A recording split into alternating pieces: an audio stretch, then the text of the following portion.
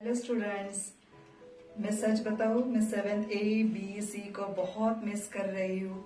उनकी आवाज, उनका शोर, उनकी मस्ती, सच में मैं बहुत आपको मिस कर रही हूँ। मेरा डांटना, फिर आपको समझाना, लेकिन मैं हमेशा आपको बताती हूँ कि teacher is A correct second mother. तो ये हो गई। तो कैसे चल रही है आपकी छुट्टी? वर्क फ्रॉम होम कैसे चल रहा है? अभी आप थोड़े से बड़े हो गए हैं, तो आपको क्या क्या करना चाहिए? आप सभी को मम्मी को मदद करनी चाहिए। कौन कौन करता है? सभी। पीछे से मम्मी नहीं बोल रही है, तो मम्मी को मदद करनी है। उसके बाद ड्राइंग, स्केचिंग, आर्ट, क्राफ्ट, इसका क्या करना है? यूट्यूब से आप आइडियाज ले सकते हैं और उसका उपयोग आप प्रोजेक्ट में वहां पे कर सकते हैं। उसके बाद मेडिटेशन और योगा इज मस्ट, क्योंकि आपको सभी को मालूम है कि ये दो चीजें आपकी मानसिक और शारीरिक शक्ति बढ़ाने में आपको मदद करती है। इसीलिए ये दो चीजें आपको जरूरी है। इसके बाद जो मैं आपको 5 सेंटेंस बताने वाली हूँ, ये आपको सुबह उठने के बाद और रात में सोने के पहले आपको बोलने हैं। इससे आपको कुछ भी नहीं होगा। तो क्या बोलनी है? जो हम लोग क्लासरूम में हम लोग कभी कभी बोलते हैं, तो वही बातें हम लोग अभी आज बोलने वाले हैं। तो कैसे बोलेंगे? आंखें बंद करके ये जो सेंटेंस है, 5 सेंटेंस, वो बोलनी है। तो कैसे बोलेंगे? I am healthy, I am healthy. उसके बाद I am strong, I am strong. उसके बाद I am powerful, I am happy and God is always with me. ये 5 सेंटेंस जब भी आपको याद आए तो आपको दोहरानी है। तो आपको मैंने हमेशा आपको बताती हूँ कि द पावर ऑफ थॉट्स। तो जैसे हम विचार करते हैं वैसे ही हमारा जीवन बनता है। इसलिए ये चीजें क्या करनी है? आपको दोहरानी है। तो चलो, आज मुझे पता है आपके पास किताबें नहीं है, इसलिए मैं व्याकरण का सबसे इजी जो टॉपिक है वो पढ़ाने वाली हूँ। और उसके बाद ये लास्ट ईयर आपके लेसन ये हो गया है, तो ये वीडियो अंत तक आपको देखना है, क्योंकि स्कूल चालू होने के बाद मैं आपकी टेस्ट लेने वाली हूँ। तो चलो अभी हम देखते हैं ये संज्ञा। संज्ञा यानी क्या? संज्ञा का क्या मतलब है? संज्ञा के कितने भेद हैं? तो उसके बारे में आज हम देखेंगे। संज्ञा, संज्ञा मतलब सबको मालूम है क्या है? संज्ञा मतलब नाउन। ठीक कहा आपने, संज्ञा मतलब नाउन। अभी ये हम लोगों ने पहले भी देखा है, संज्ञा मतलब नाउन। ओके। संज्ञा का सबसे आसान मतलब यानी संज्ञा मतलब नाम। किसी भी वस्तु, व्यक्ति, स्थान या भाव के नाम को क्या कहते हैं? संज्ञा। अभी देखो बच्चों, आपके परिवार में जितने भी सदस्य हैं, तो सदस्य में हर एक सदस्य का नाम होता है। जैसे मम्मी का नाम है, पापा का नाम है, दादा दादी है तो दादा दादी का नाम है, या भैया है, बहन है, तो उनका भी क्या होता है? नाम होता है। तो घर के परिवार में जितने भी लोग हैं, उन लोगों के नाम है। और अपने जो मित्र परिवार है, रिश्तेदार है, तो हर एक का क्या होता है? नाम होता है। उसी तरह घर में देखो आप कि घर में जितने भी वस्तुएं हैं, उस वस्तुओं के भी नाम होते हैं। एक भी वस्तु ऐसी है क्या कि उसका नाम नहीं है? तो संसार में सभी वस्तु, व्यक्ति, स्थान और भाव को क्या होता है? नाम होता है। आप देखेंगे वस्तु मतलब क्या? घर में घड़ी है, कैलेंडर है, मोबाइल है, कंप्यूटर है, तो हर एक को क्या है? नाम है। उसी तरह से हमें एक जगह से दूसरे जगह जाना है, तो उस जगह का भी, उस स्थान का, उस गांव का, उस शहर का क्या होता है? नाम होता है। उसी तरह से भाव जो है, भाव मतलब जो फीलिंग्स है, गुण, दोष, स्वभाव, अवस्था, उस भाव का भी क्या होता है? एक नाम होते हैं। तो संज्ञा किसे कहते हैं? किसी भी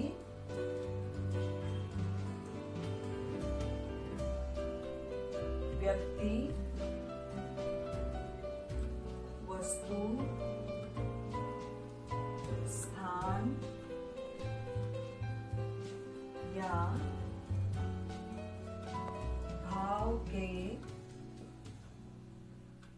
नाम को संज्ञा कहते हैं।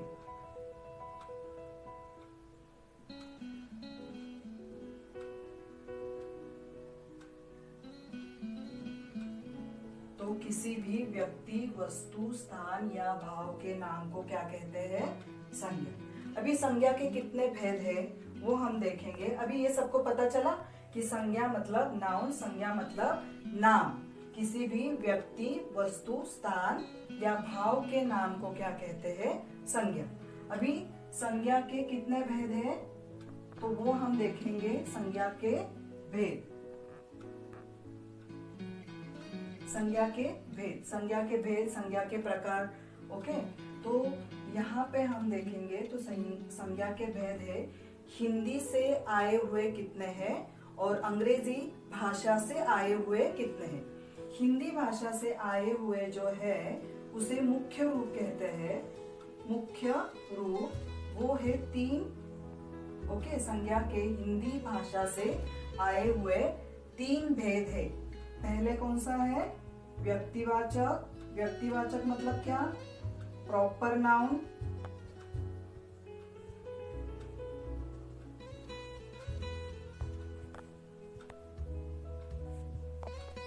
दूसरा है जातिवाचक।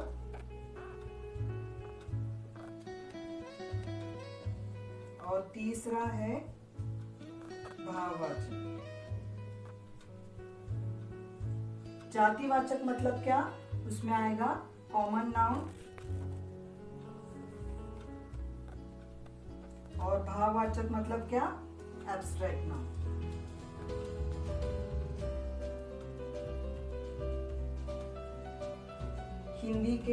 हिंदी भाषा से आए हुए संज्ञा के 3 भेद है। व्यक्तिवाचक, जातिवाचक, भाववाचक। और अंग्रेजी भाषा से आए हुए 2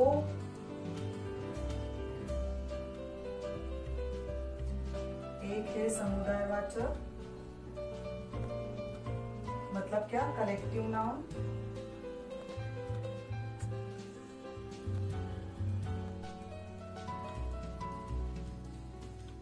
तो तीसरा अंग्रेजी भाषा से आया हुआ दूसरा प्रकार है द्रव्यवाचक संज्ञा। द्रव्यवाचक संज्ञा मतलब मटेरियल नाउन। अभी यहाँ तक आपको समझ में आया संज्ञा, संज्ञा के भेद। संज्ञा के भेद हिंदी भाषा से आए हुए 3 है। व्यक्तिवाचक, जातिवाचक, भाववाचक। और अंग्रेजी भाषा से आए हुए 2 है, समुदायवाचक और द्रव्यवाचक। अभी हम एक एक जो है वो भेद हम देखेंगे। व्यक्तिवाचक संज्ञा मतलब क्या? व्यक्तिवाचक संज्ञा जो है व्यक्तिवाचक संज्ञा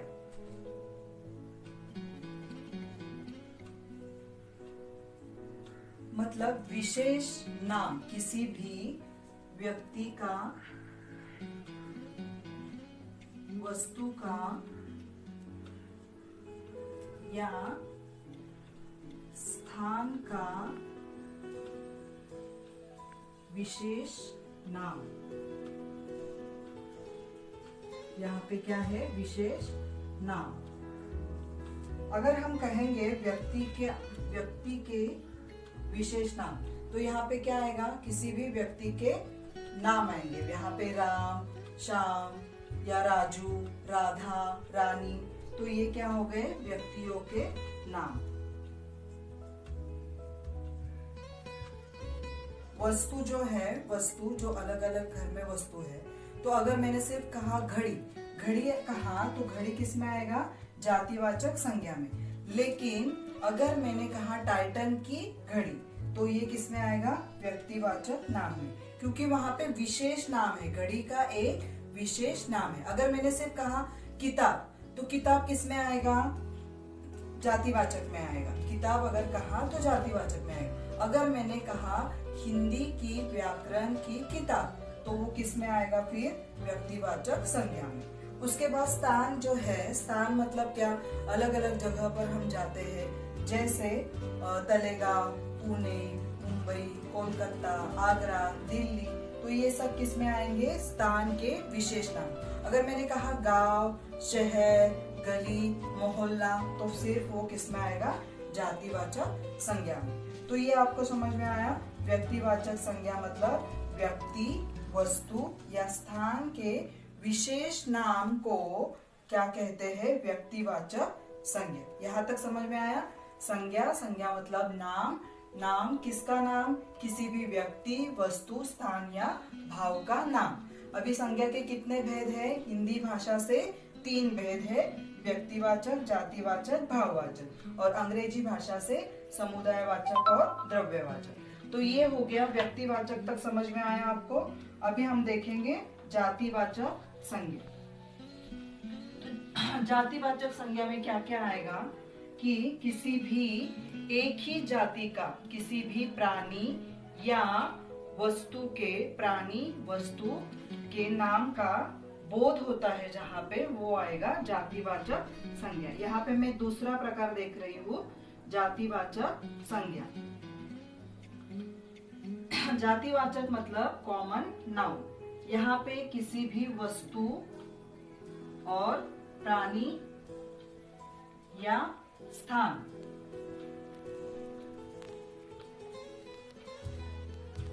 किसी भी वस्तु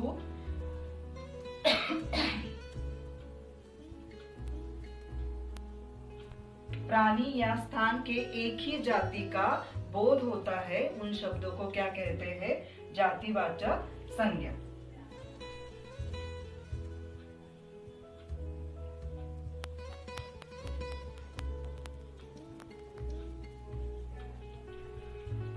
अगर यहाँ पे वस्तु कहा, वस्तु, तो यहाँ पे क्या आएगा?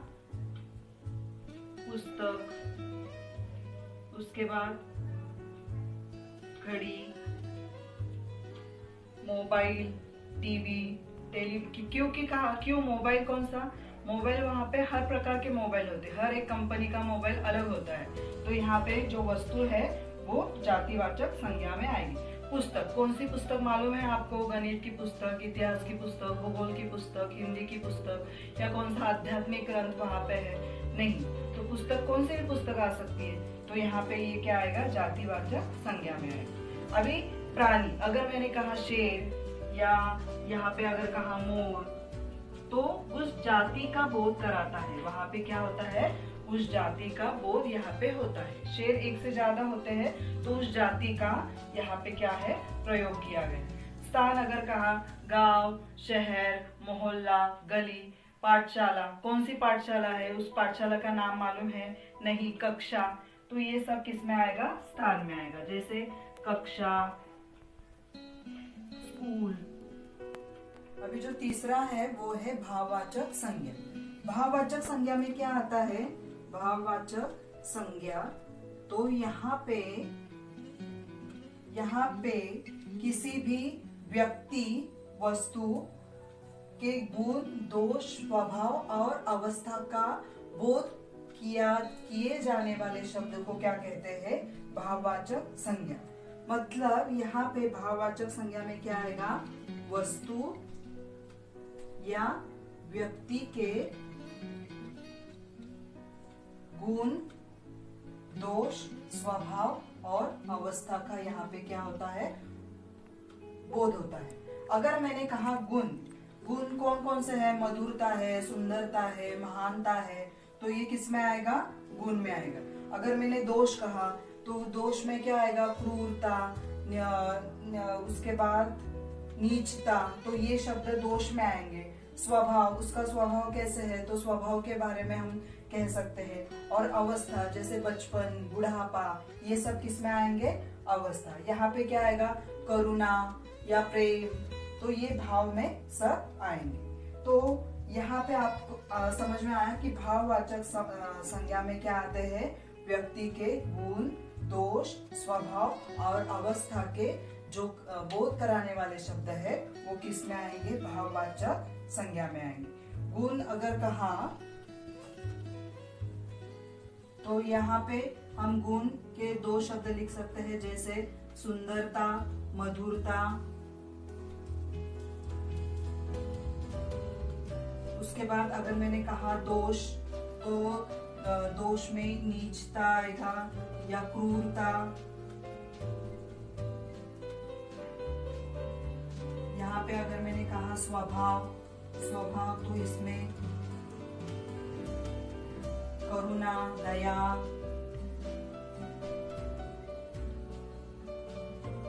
और अवस्था अगर कहा तो यहाँ पे बूढ़ा पा या बचपन, ये अवस्था है। बचपन या बुढ़ापा क्या है? अवस्था है। तो यहाँ तक समझ में आया आपको? अब हम देखेंगे अंग्रेजी भाषा से आए हुए। ये पहले हिंदी भाषा में इसका प्रयोग नहीं होता था, लेकिन कुछ जो हिंदी के प्रभावी विद्वान हैं उन्होंने कहा कि इसका उपयोग भी हिंदी में होना चाहिए, तो इसीलिए उन्होंने फिर समुदायवाचक संज्ञा का प्रयोग और द्रव्यवाचक संज्ञा का प्रयोग फिर हिंदी भाषा में भी हम कर रहे हैं। यहाँ पे कुछ उदाहरण दे सकती हूँ मैं। समुदायवाचक संज्ञा, समुदायवाचक मतलब क्या? तो एक से ज्यादा अगर व्यक्ति या वस्तु का समूह है तो उसे क्या कहेंगे? समुदायवाचक संज्ञा। तो यहाँ पे देखो, कक्षा अगर लिया तो कक्षा में एक ही विद्यार्थी होते हैं क्या? नहीं।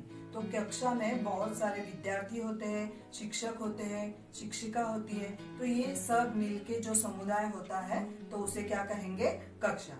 उसके बाद मंडली, भक्तों की मंडली। भक्त क्या एक ही होता है? नहीं।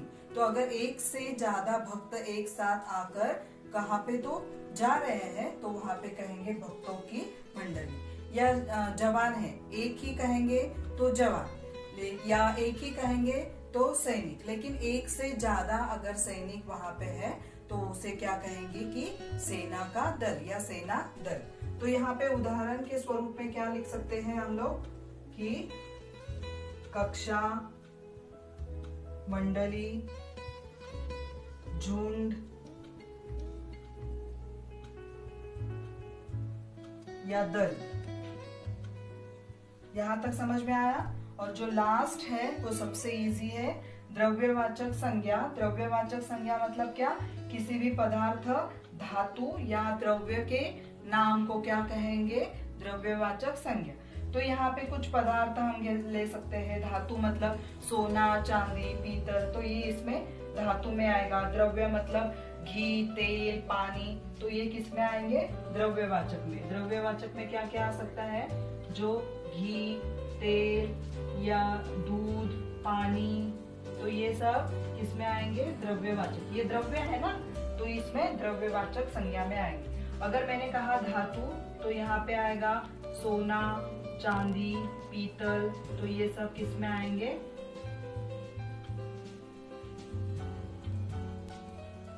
तो ये सब द्रव्यवाचक संज्ञा में आएंगे। तो इस तरह से हमने देखा आज संज्ञा की परिभाषा, संज्ञा के भेद, हिंदी भाषा से आए हुए और अंग्रेजी भाषा से आए हुए। तो यहाँ पे हमने देखा व्यक्तिवाचक। व्यक्तिवाचक में हमेशा विशेष नाम होता है। किसका विशेष नाम होता है? तो व्यक्ति, वस्तु और स्थान का विशेष नाम होता है। जातिवाचक में क्या आता है? एक ही जाति का नाम वहां पे होता है। और भाववाचक में गुण, दोष, स्वभाव और अवस्था के बारे में बताया जाता है। अंग्रेजी भाषा से आए हुए समुदायवाचक मतलब एक से अगर ज्यादा समुदाय है तो उसे क्या कहेंगे? समुदायवाचक संज्ञा। और द्रव्यवाचक मतलब किसी भी धातु और द्रव्य या पदार्थ के नाम को क्या कहेंगे हम? मटेरियल नाउन या द्रव्यवाचक नाम। तो यहाँ तक हमने देखा। तो आपको ये लेसन समझ में आया, नहीं आया? मुझे प्लीज बताओ। अगर जो भी आपको समझ में नहीं आया तो मुझे फिर से पूछो, मैं फिर से आपको बताऊंगी। आपको होमवर्क क्या करना है? व्यक्तिवाचक, जातिवाचक, भाववाचक, समूहवाचक और द्रव्यवाचक, इन सभी संज्ञाओं के 10-10 क्या लिखने हैं? शब्द अपने हिंदी नोटबुक में लिखने हैं। और उसके बाद जो डेफिनेशन है, लास्ट ईयर के आप अगर हिंदी व्याकरण की किताब लेंगे तो भी चलेगा। तो जो हिंदी व्याकरण की किताब लेकर उसमें से आपको क्या करना है? सभी डेफिनेशंस हिंदी नोटबुक में लिखनी है। एक सेपरेट नोटबुक बनाओ, 100 पेजेस नोटबुक हिंदी व्याकरण के लिए, और उसमें आप लिखना स्टार्ट करो। फिर स्कूल चालू होने के बाद आपको दूसरी बार लिखना नहीं पड़ेगा। ओके, धन्यवाद। घर में रहिए, सुरक्षित रहिए।